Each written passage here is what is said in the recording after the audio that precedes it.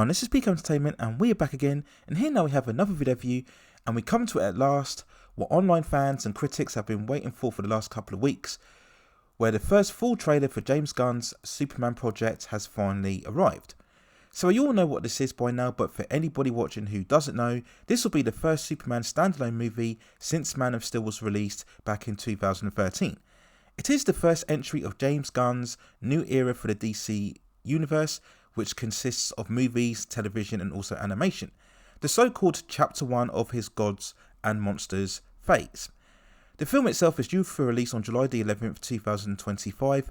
It has David Corenswet in the lead role as Superman, alongside Rachel Brosnahan as Lois Lane, Hoult as Lex Luthor, and of course it's directed by James Gunn himself. Now, to say that a lot is riding on this project is a massive understatement.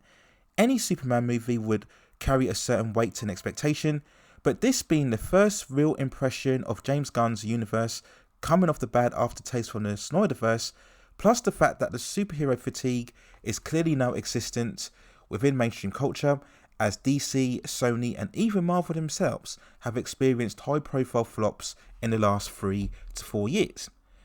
Is James Gunn the right man for the job?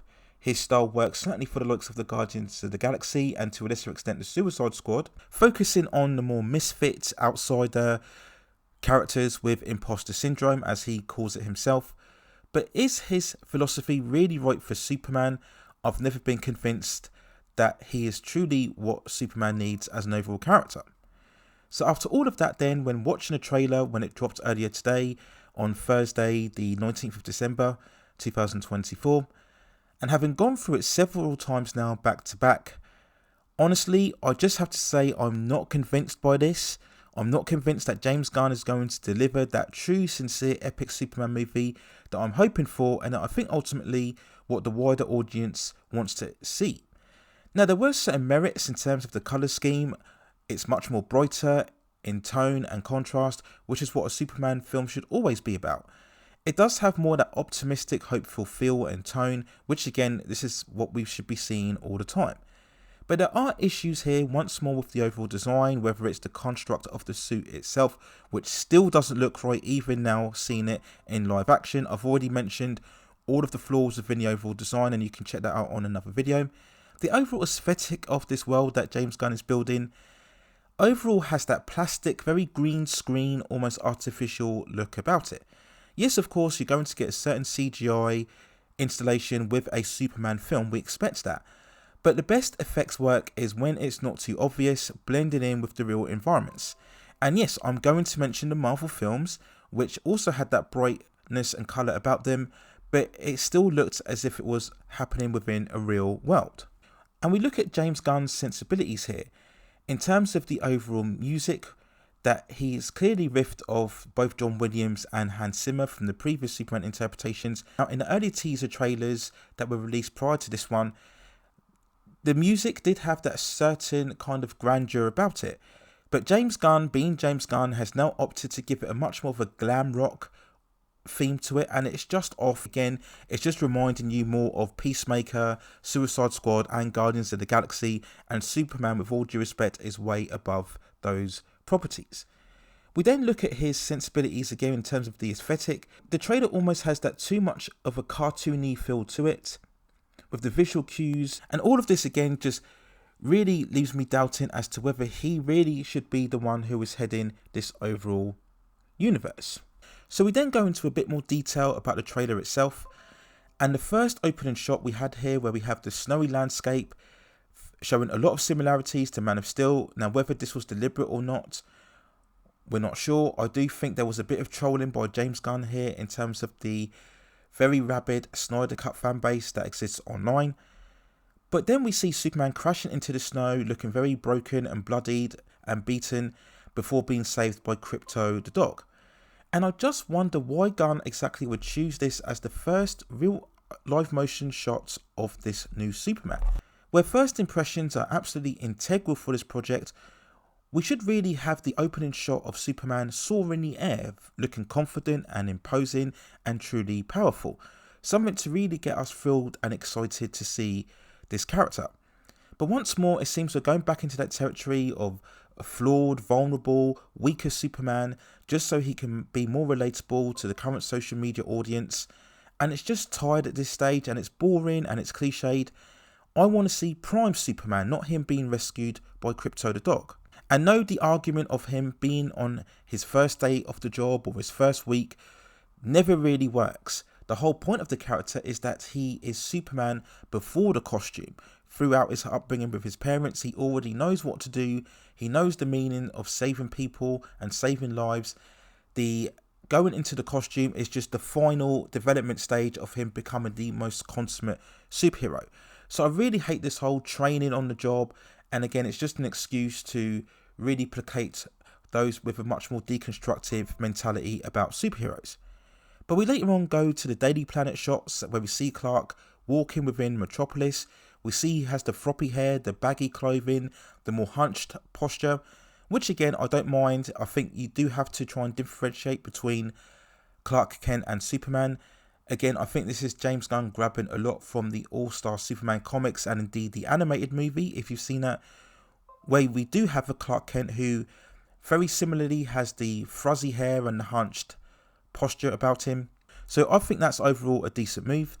I really didn't feel any chemistry between Clark and Lois. This is probably due also to the lack of any dialogue, but hopefully that changes when we see the movie. The one element that I'm 100% behind throughout this entire project is Rachel Brosnahan as Lois Lane.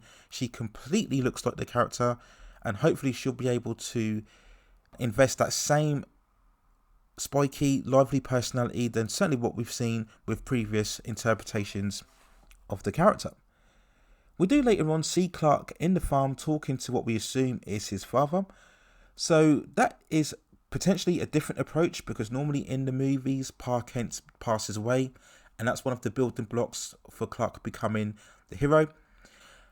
It did seem that Pa Kent here is possibly suffering from some sort of physical illness or mental illness. Again, there wasn't really much more to go on here, but these will be one of the key elements into really fusing that heart and soul that we should again be seeing from a Superman story.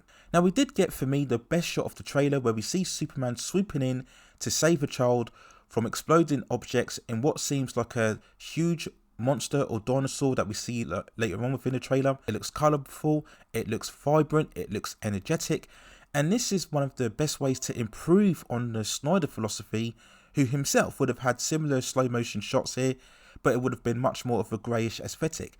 This is how you do it. Everything is bright, it's popping, it's really coming at you. You see all of the steam and all of the smoke appearing in slow motion as Superman shields the child from danger. This is exactly what we want to see from the classic interpretation of the character. So I just hope we get plenty more shots like this throughout the film. There's then the downside of this aspect where we see Superman later on getting abused by a hateful crowd. And can we really just stop with this whole wannabe real life experience where everybody is scared and hateful of him? We've been through that whole narrative already, and it's cliched once more, and I was really hopeful that James Gunn would avoid falling down the same trap. Now, things got a bit more interesting when we see Superman walking into, at first, what I thought was the Luthor Court building, but I believe it's the Stag Industries building that is walking into him, and we see him signing into the portal as Green Lantern, played by Nathan Fillion, walks in, blocking the angry mob with his green energy. And is this Superman originally being part of a superhero team before going out on his own? It has been rumoured that James Gunn is going to take inspiration also from the Superman and the Elite. So is this going to be the first half of the story before Superman realises that he's best off working on his own? Could this be the much bizarro Superman version that has been speculated about this story? We do have that other shot later on in the trailer where we see Superman in some sort of cell, it seems, around other people, punching through the glass almost as if he's being experimented on. Again, it will be interesting to see how these elements play out. I wasn't impressed with any of the supporting comic book characters that we see here, whether it was Green Lantern, Mr. Terrific, or Hawkgirl, or Metamorpho, it seems. All of these characters shouldn't be here. This should be a sole Superman story. Fine if you want to introduce them in later sequels, but for the first film, again, first impressions, we should be going all out, focusing on Superman primarily. And the use of the big CGI creatures or the kaijus whatever it is, really seems completely out of touch. Again, this is Gunn's more cartoony cosmic sensibilities in terms of his tone, and it looks completely different to the more real world that he's building here. So again, this is going to be a different balancing act for him, where he's trying to have a Superman on the one hand adopting real life situations, but also on the other hand battling big massive creatures. We had the other shot where we see Clark and Lois later on in the room, and there's some sort of big ball of purple energy outside. So again, James Gunn's really going to have a difficult time managing all of these elements and making it credible and believable enough, especially for more general casual viewers. So we quickly talk about Hoult as Lex Luthor, who I think is a very good actor, and he's clearly been modelled here to have the same type of look as what we saw with Michael Rosenbaum from Smallville. Still the best live action Lex Luthor, and in some shots I think he looks absolutely fine here, but there was that odd image here and now and again, especially where he's holding a gun. He looks a lot less like Lex Luthor and much more like a cut down version of the Hitman from the computer game. The whole Luthor Court building that we see here, again, didn't look convincing. As I mentioned before, it's got that real plastic artificial feel to it. Just doesn't look real.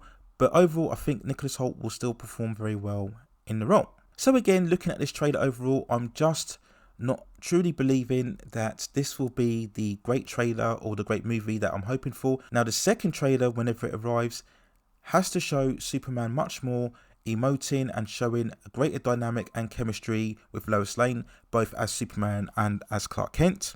And hopefully we will get hints, not completely revealing, but certainly we can get a further direction as to who will be the much more substantial antagonist. There's been slight rumours that Brainiac would be featured. That would be great to see, because we haven't seen that villain on the big screen cinematically.